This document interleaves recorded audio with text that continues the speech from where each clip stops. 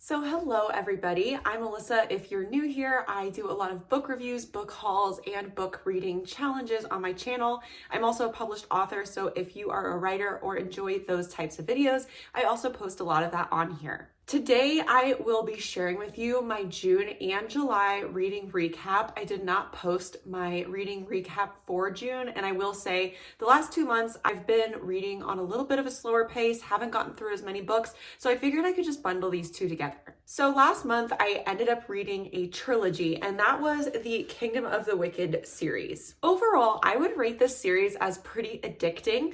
I will say I think I gave each book 4 stars, but if I was gonna rate them on a quarter scale, this one was probably like a 4.75 for me. Same with the second one. And then the third one, unfortunately, I would say was a solid 4-star read. I'm not sure if that's just where I was when I was reading it mentally, but I definitely felt like it was just much slower, and it felt like it was more of an attempt to just wrap up all of the loose threads in the series versus actually developing the story actively and in interesting ways. But if you're reading the series, you definitely will want to read this one because it does have a lot of the answers for questions you'll develop in the first 2 books. But overall, I would recommend the series if you are a fan of romantasy series. I think there's some really cool concepts in here. I think if you liked A Touch of Darkness, ACOTAR, or The Serpent and the Wings of Night, you'd probably enjoy this series. Once you're a third way through this Kingdom of the Wicked series, it grips you, and then the second book flies by, and then again, the last book feels like a wrap-up. So that's why it lost part of that star for me. The next book that I read this month was Paladins Grace. It was a fantasy novel. It did have some small elements, like a sprinkle of horror thriller, but I actually would categorize it, at least compared to books I read, more as like a comfy fantasy romance. We chose this book for my book club read, and that was because the main character is a mature woman. We didn't want to read any more romantasy books with an 18-year-old girl or a 20-year-old girl falling in love. We wanted something with a more mature character and mature romantic interest, and this book really captures that. I was expecting a slower paced romance like this to maybe not be as captivating to me, but this book was so beautiful and so cute and so wholehearted, and I loved it. I would definitely recommend this book to others. I will say I gave this one 4.25 stars, and that's just because it seems like anytime I read an audiobook versus a physical book or a Kindle book, I always ended up rating it a little bit lower just because I can't really imagine myself in the character's shoes. So I have a feeling that's why I rated it what I did, but I really would recommend this one to others. If you like a cozier romance vibe, like I said, there are some horror elements in here, but overall I would categorize the romance itself to be a very cute and cozy romance. And that's really the main plot of the story. I feel like the other aspects of the plot were more subplot versus being the main plot. I also would recommend this to someone who liked The Witcher but felt like it was maybe too gory. Not only did it have elements of that, and the love interest had kind of those elements of Geralt, but he also is very kind to women, and it's also far less gory and violent. So those are my thoughts on Paladins Grace, and again, I never heard about this book before my book club selected it, but I would definitely recommend it to others if any of these elements sound interesting to you. The next book that I wanted to discuss that I read this month was The Silent Patient by Alex Michaelides. This book was a very interesting one. I've already posted a short kind of discussing my very quick and general review, and I also plan to do a deep dive review on this book as well, so I won't go too much into detail. I gave this one 4 stars, and I think I was just pretty disappointed about the ending. All along, the writing was amazing. I was very intrigued by the story. I felt like he left a lot of breadcrumbs along the way, which I was eating up as a thriller reader, but I was really disappointed in the ending. I felt like it didn't chronologically make sense with the rest of the book. If any of you have a deeper interpretation or a deeper understanding for why he chose the ending that he did, I would love to hear your thoughts in the comments, because truly I was all about this book to the point where I was like, there's no way he did this to us, because he's so creative and clever with his characters and with the psychology aspect of his writing. So I want to love it. I wanted to love it, but unfortunately, like, the ending for me just wasn't it. So I would recommend this to others If you do love psychological thrillers, I think his writing style is super wonderful and creative and thoughtful.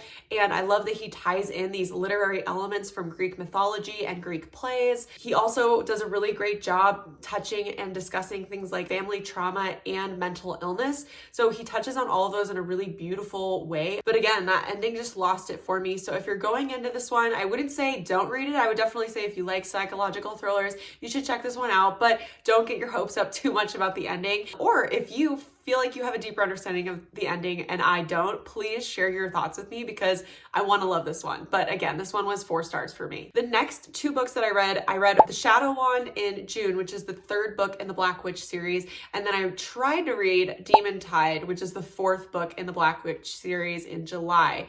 And I have had a love-hate relationship with this entire series. The first book was a little slow to get into, and then I was like addicted to it. Then you go into the second book, and I felt personally like the second book was just a ton of world plot kind of stuff, which the first one was not. I would say like the first book's pretty heavy romance, and then you're jumping into the second book, and the second book is pretty heavy world building, and then you jump into the third book, and the book is pretty heavy romance again, and then you jump into the fourth book, and again, it's pretty heavy world building.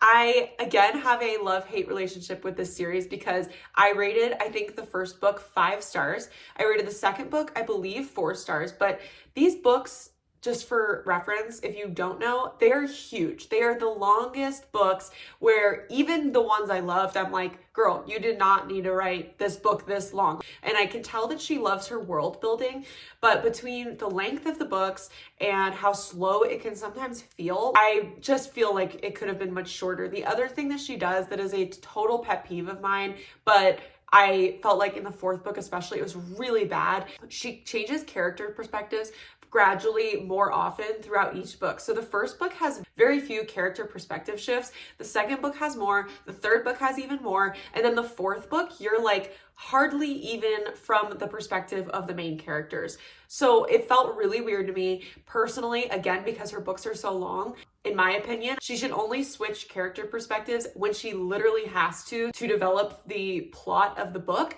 But if she's just trying to mix it up, I feel like when she goes into the romance of other characters, the main character's brother, the main character's best friend, all this stuff, I feel like those should have been separate books. That's typically what authors do when you're mixing up the character perspective that much. And I feel like they should have been their own separate books if it wasn't to develop the plot, or it could not have been from the main character's perspectives. That was my biggest pet peeve with the series, along with just the length of the books.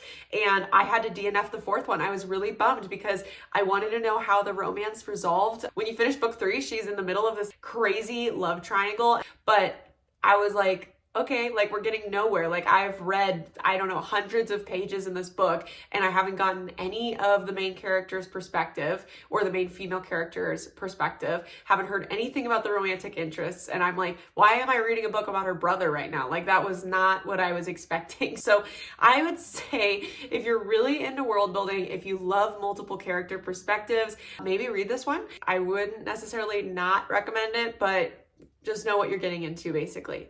Demon Tide was actually not the only book I DNF'd this month. I also had to DNF No One Can Know by Kate Alice Marshall. I was really bummed about this one because the only book that I've read otherwise by Kate Alice Marshall was What Lies in the Woods, which was, I believe, a 5-star read for me. I absolutely loved that book. And what I didn't realize, I think because it was the only book I read by her, is that a lot of her books have the same theme. So once you've read one, you kind of know where she's going with every other book as far as figuring the plot out and figuring who did it.